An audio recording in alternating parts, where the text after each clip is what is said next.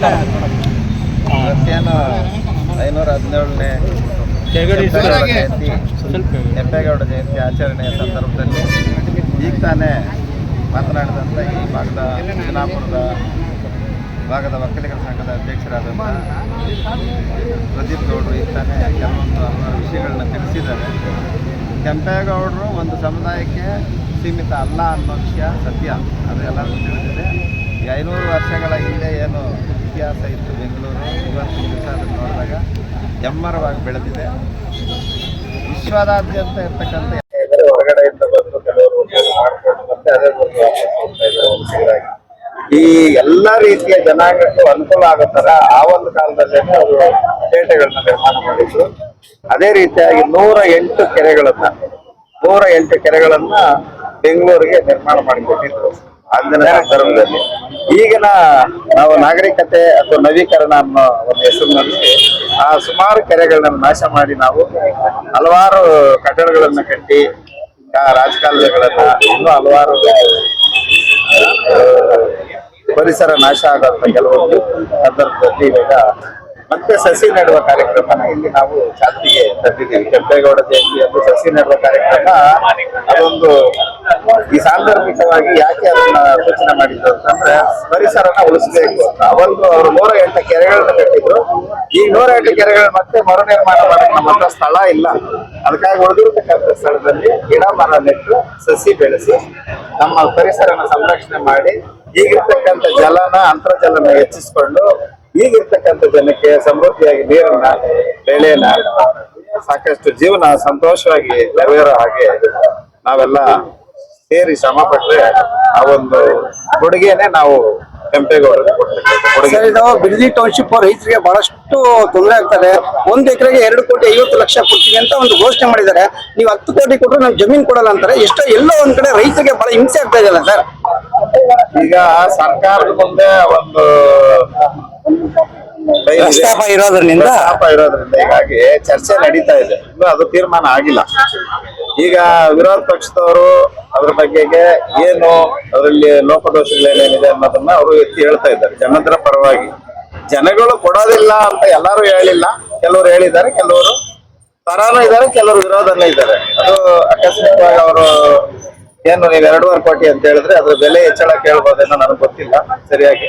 ಭೂಮಿ ಕೊಡಕ್ಕೆ ಇಷ್ಟ ಇಲ್ಲ ಸರ್. ಭೂಮಿ ಕೊಡಕ್ಕೆ ಇಷ್ಟ ಇಲ್ಲ ಅಂತ 70% ಜನ ಆದ್ರೆ ಸಾಕಷ್ಟು ಜನದ್ದು ಅದೇ ಅಭಿಪ್ರಾಯ ಆದ್ರೆ ಜಮೀನು ಕೊಡೋದಿಲ್ಲ ಅಂದ್ರೆ ಆಗ ಆ ಯೋಜನೆನ ಕೈ ಬಿಡ್ತಾರೆ. ಅಷ್ಟಂತೂ ಸತ್ಯ ಆಯ್ತಾ. ಅದಕ್ಕಾಗಿ ಈಗ ಅದು ಸರ್ಕಾರದ ಮುಂದೆ ಇದೆ. ಈಗ ನಾವೇ ಏನು ತೀರ್ಮಾನ ತಗೊಳಕ್ ಆಗಲ್ಲ ಅಂತ ಆಯ್ತಾ. ಸರ್ಕಾರ ಯಾವುದೇ ಸರ್ಕಾರ ಇದ್ರು ಕೂಡ ಜನಗಳ ಪರವಾಗಿ ಅವರು ಯೋಚನೆ ಮಾಡಬೇಕಾಗ್ತದೆ. ವಿರೋಧ ಪಕ್ಷವಾಗಿ ಅದ್ರ ಆಗುವನ್ನ ಎತ್ತಿ ಹಿಡಿಬೇಕಾಗ್ತದೆ. ಸರಿಯಾದ ಮಾರ್ಗದಲ್ಲಿ ಹೋದ್ರೆ ಸರ್ಕಾರ ಅದಕ್ಕೆ ಸಪೋರ್ಟ್ ಮಾಡ್ತಾರೆ. ಸರಿಯಾದ ಮಾರ್ಗದಲ್ಲಿ ಇಲ್ಲ ಅಂದ್ರೆ ಅದನ್ನು ತಿದ್ದುಕೊಳ್ಳೋದಕ್ಕೆ ಅವಕಾಶ ಮಾಡಿ ಕೊಡ್ತಾರೆ. ಇದು ಸತ್ಯ.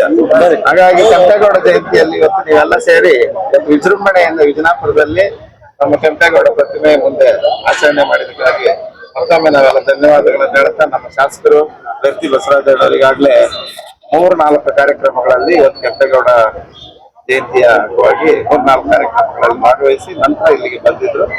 ಈಗ ತಾನೇ ಅವರು ಕಾರ್ಯಕ್ರಮ ಮುಗಿಸಿ ಹೊರಟಿದ್ದಾರೆ. ಕಾರ್ಯಕ್ರಮ ಇದ್ದಾರೆ. ಹೀಗಾಗಿ ಬರೀ ನಮ್ಮ ಕ್ಷೇತ್ರದಲ್ಲಿ ಅಲ್ಲ, ಕರ್ನಾಟಕದಾದ್ಯಂತ ಇಲ್ಲಿ ಬರೀ ನಾವು ಕ್ಷೇತ್ರ ಬೆಂಗಳೂರು ಅಂತ ಅಲ್ಲ, ಕೆಂಪೇಗೌಡರು ಕರ್ನಾಟಕದಾದ್ಯಂತ ಆಚರಣೆ ಮಾಡುವಂತ ಹಬ್ಬ ಇದು. ಯಾಕೆಂದ್ರೆ ಒಂದು ಪಟ್ಟಣನ ಕಟ್ಟೋದು, ಒಂದು ಮನೆ ನಡೆಸೋದೇ ಬಹಳ ಕಷ್ಟ ಇದೆ.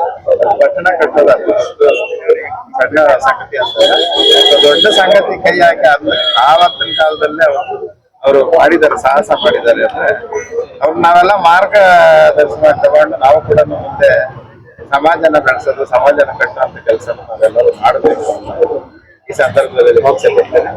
ಮತ್ತೆ ಈ ವಾರ್ಡಿನ ವಿಷಯವಾಗಿ ಹೇಳಿದಾಗ ಯಾಕೆಂದ್ರೆ 33% OBCಗೆ, SC/STಗೆ ಮತ್ತೆ ಜನರಲ್ ಕ್ಯಾಟಗಿರಿಯಲ್ಲೂ ಕೂಡ ಬರೀ ಒಕ್ಕಲಿಗರು ಮಾತ್ರ ಇಲ್ಲ, ರೆಡ್ಡಿಸ್ ಇದ್ದಾರೆ, ಬಲ್ಜಿಗಾಸ್ ಇದ್ದಾರೆ, ಇನ್ನು ಕೆಲವೊಂದು ಜಾತಿಗಳೆಲ್ಲ ಸೇರ್ಪಡೆ ಆಗಿದೆ. ಆ 33% ಅಲ್ಲೇ ಅವರೆಲ್ಲ ಪಾಲು ಹೋದ್ಮೇಲೆ ನಮಗೆ ಉಳಿಬೇಕು. ಹಾಗಾಗಿ ಈ ಒಂದು 18ನೇ ವಾರ್ಡನ್ನ ನಮ್ಮ ಸಮುದಾಯದವರಿಗೆ ದಯವಿಟ್ಟು ಕೊಡಲೇಬೇಕು ಅನ್ನೋ ಒಂದು ಒತ್ತಾಯನ ನಮ್ಮ ಎಲ್ಲ ಸಮುದಾಯದ ಪರವಾಗಿ ಪ್ರದೀಪ್ ಗೌಡ್ರಿಗೆ ಹೇಳಿದಾಗೆ ಅವ್ರು ಕೊಡ್ಬೇಕು ಅಂತ ಹೇಳಿದ್ರೆ ನಾನು ಕೊಡ್ಲೇಬೇಕು ಅಂತ ಒತ್ತಾಯ ಮಾಡ್ತಾ ಇದ್ದೀನಿ. ನಮ್ಮ ಸಮುದಾಯಕ್ಕೆ ಮೀಸಲಾಗಿಟ್ಟು ಕೊಡ್ಲೇಬೇಕು ಅನ್ನೋದನ್ನ ನಮ್ಮ ಶಾಸಕರಿಗೆ ಒತ್ತಾಯ ಮಾಡ್ತಾ ಇದ್ದೀನಿ. ಮತ್ತೆ ಡಿ.ಕೆ. ಶಿವಕುಮಾರ್ ಅವರು ಇವತ್ತು ನಮ್ಮ ಸಮುದಾಯದ ಮುಖ್ಯಮಂತ್ರಿಗಳಾಗಿದ್ದಾರೆ. ಸರ್ಕಾರ ಯಾವುದೇ ಇರಲಿ ಅದು ನಮಗಲ್ಲ, ಕರ್ನಾಟಕ ಇವತ್ತು ನಮ್ಮದು. ಕರ್ನಾಟಕದಿಂದ ಅವರು ಮುಖ್ಯಮಂತ್ರಿ ಆಗಿದ್ದಾರೆ. ಇವತ್ತಿನ ದಿವಸ ಈ ಸಂದರ್ಭದಲ್ಲಿ ಅವರು ಕೆಂಪೇಗೌಡ ಜಯಂತಿಗೆ ರಜಾ ಘೋಷಣೆ ಮಾಡಬೇಕಾಗಿರೋದು ಅವ್ರ ಕರ್ತವ್ಯ ಆಗಿದೆ. ಅದನ್ನ ದಯವಿಟ್ಟು ಈ ಮೂಲಕ ಎಲ್ಲಾ ಒಂದು ಭಾಗಕ್ಕೆ ಈ ಒಂದು ಮೆಸೇಜ್ ನ ನೀವು ನಿಮ್ಮ ಮೂಲಕ ನಾನು ಹೇಳೋದಕ್ಕೆ ಇಚ್ಛೆ ಪಡ್ತೀನಿ. ಎಲ್ಲರೂ ಒತ್ತಾಯ ಮಾಡಿ, ಕರ್ನಾಟಕದಾದ್ಯಂತ ಒತ್ತಾಯ ಮಾಡಿ ಕೆಂಪೇಗೌಡರ ಒಂದು ರಜಾ ದಿನವನ್ನ ಕೆಂಪೇಗೌಡರ ಆಚರಣೆ ಮಾಡೋದಕ್ಕೆ ಭೇಟಿ ಆಗ್ಬಿಟ್ಟು ಏನಾರು ಮನವಿ ಪತ್ರ ಚರ್ಚೆ ಏನಾದ್ರು ಮಾಡ್ತಾರಾ? ದಿನಗಳಲ್ಲಿ ಅದನ್ನ ಸಂಘದಲ್ಲಿ ಚರ್ಚೆ ಮಾಡಿ ಎಲ್ಲರೂ ಸೇರಿ ಮಾಡ್ತೀವಿ. ಧನ್ಯವಾದಗಳು.